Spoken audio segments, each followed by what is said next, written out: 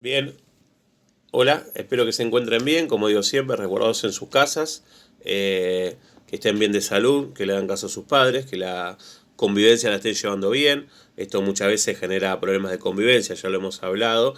Bueno, tenemos que mantener la convivencia lo mejor posible, la rispidez, los enojos, los insultos, el tratarnos mal al mínimo, tratar de que sea dentro de lo posible una convivencia pacífica, obviamente, porque esto en algún momento va a pasar y la familia no se debe separar por una pandemia justamente.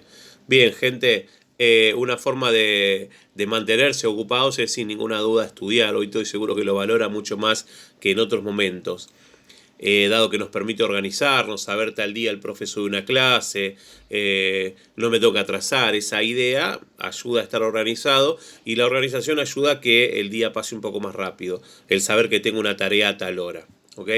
Bien, les dejo una lectura con respecto al tercer mundo y nosotros tenemos que entender que a mediados del siglo XX se empezó a usar este término tercer mundo porque obviamente había un primero y un segundo. Nosotros estuvimos situándonos en la Guerra Fría entre 1945 y la década del 70, 75 más o menos, y hablábamos de cómo Estados Unidos y la Unión Soviética batallaban ideológicamente para implementar un sistema económico que a cada uno le convenía. Uno el capitalismo, Estados Unidos, y otro el comunismo, la Unión Soviética. Sabemos quién ganó la competencia. Entonces, Estados Unidos y los países de Europa desarrollados se consideraban de primer mundo y consideraban de segundo mundo, en un segundo lugar, a la Unión Soviética y sus países alineados al comunismo. Y los países que no pudieron desarrollarse industrialmente y económicamente se los consideraba de tercer mundo. Lamentablemente tengo que contarles que a la Argentina se les ha llamado más de una vez un país de tercer mundo, porque según ellos no lográbamos tener el desarrollo económico que tenían ellos. Una característica que tenían los países de tercer mundo era que eran pobres, tenían mucha pobreza, les costaba mucho mantener a sus habitantes. Eh, Después aparece la palabra subdesarrollo, también para hablar de los países del tercer mundo, dado que son países que tecnológicamente hablando no se han podido desarrollar. Piensen que lo que han logrado los países del primer mundo es tener una industria fuerte. Una industria que, por ejemplo, generaba barcos, coches, no sé, vehículos, motos, motores, no sé, se me ocurre un montón de cosas que las hace una industria. Ahora, usted imagínense tener una industria que produce, no sé, 500 motores por mes y tener un tallercito en Berazategui que produce un motor por mes. Esa persona no va a poder producir mucho capital, ni va a producir no va a poder mejorar mucho su economía. Salvo que ese motor, una vez por mes, sea el mejor del mundo y que sea el que nunca se va a romper. Y capaz que así lo pueden comprar. Si no, la gente se va a tirar siempre a lo más barato. El consumo para el capitalismo es muy importante y la gente consume lo que puede pagar. Entonces, pensando así, esos países que lograron producir en grandes cantidades son los del primer mundo, son los que estaban desarrollados, y los que no pudimos hacer eso nos consideraron desarrollados. Y no sé si había dicho, pero la característica de los países del tercer mundo es que eran países que económicamente eran pobres. Bien, también dentro de la lectura teníamos la idea de Sudáfrica y el apartheid. Sudáfrica, un lugar muy pero muy pobre, pero con muchas riquezas.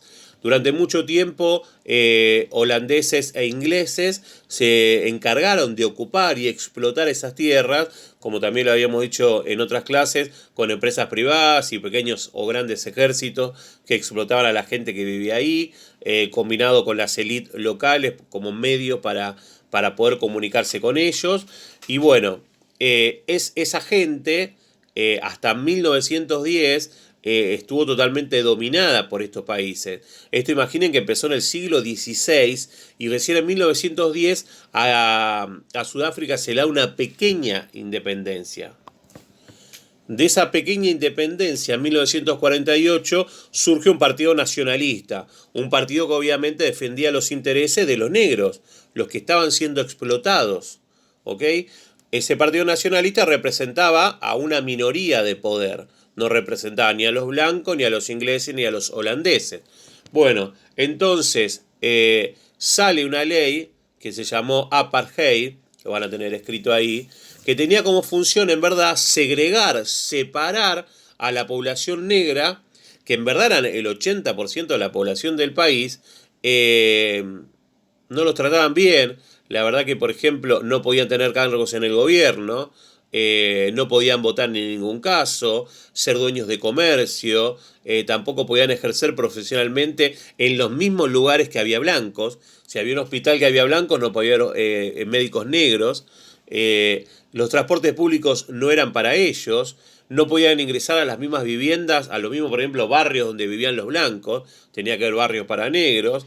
Y los edificios públicos los podían utilizar, podían ingresar, pero por puertas laterales. Bien, luego quiero que lean la importancia que tuvo Nelson Mandela en toda esta situación, negro por supuesto él, que logró en gran parte la realidad que vive hoy Sudáfrica. Después tenemos también otro tema que tiene que ver con América Latina después de la guerra.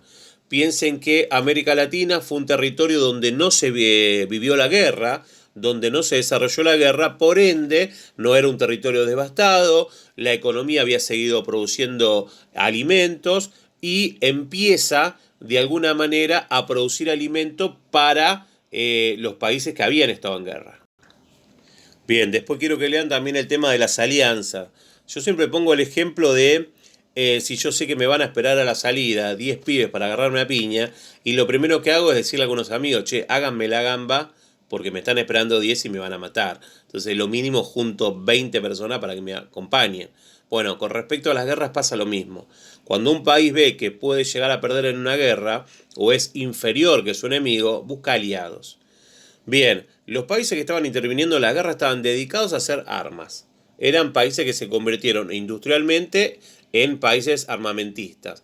Estados Unidos en ese momento tenía una industria muy fuerte, dejó de producir algunas cosas que capaz que no eran para la guerra y empezó a producir todo. Balas, armas, vehículos blindados, lo que sea necesario para poder exportar, tanto para participar en la guerra como para venderle a los países. Ahora, países como nosotros, como la Argentina, que no podíamos exportar material bélico, material para la guerra, y exportamos comida. ¿Ok? Nos encargamos de exportar mucha comida. Bien, les voy a dejar actividad para que puedan realizar, para que sigan manteniendo el cerebro agilizado estudiando. Lean, practiquen, escríbanme cuando no entiendan, háganme preguntas puntuales. Vamos a ver cuando podemos hacer una teleconferencia en algún momento.